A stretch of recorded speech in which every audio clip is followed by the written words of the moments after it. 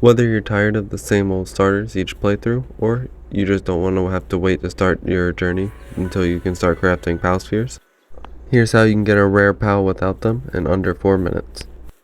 That being said, there will be some chests, eggs, and pal spheres along the way if you choose to grab them. But for the sake of proving that you can do it in less than 4 minutes, I'm just going to go ahead and skip the detours and just run straight there.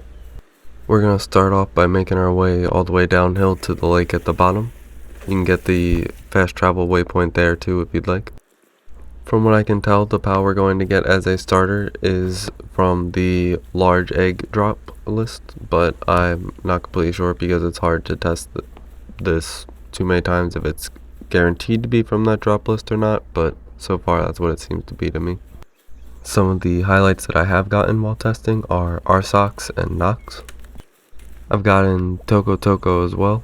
I'm sorry if I'm butchering any of these names. It's possible you might get some from the normal egg drop list as well, but I've never gotten like a Kativa or a chickpea or a lamb ball or a pangolin, guzmus, or anything like that.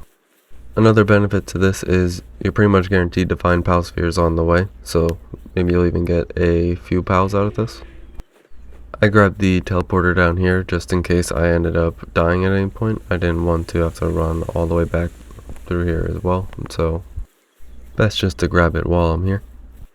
Barely even a hold up, and then once we're done grabbing this, we're just going to keep on going down this path. If you want, you can veer off to the right. There's a egg spawn location around the bend, and there's another one often behind this rock off to the right as well, towards where that, I think it was a pangolin was running.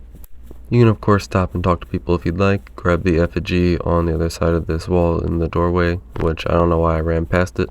Grabbing the stones and branches as well will of course help you to start things off even faster when you get back, but just to make a point, I'm not grabbing anything like that. Just to prove you really can do this without even completing the first tutorial mission.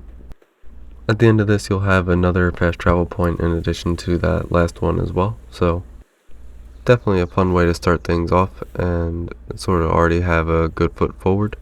And we're almost there now, well, relatively speaking, compared to the mile hike down the mountain from where the spawn is.